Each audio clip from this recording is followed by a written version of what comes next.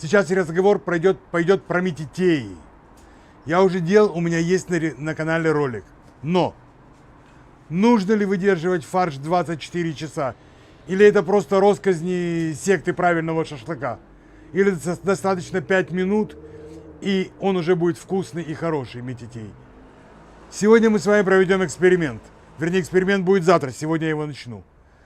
Я возьму одинаковое мясо, разделю одинаковые специи, весь процесс одинаковый. Я разделю сейчас мясо на 3 части.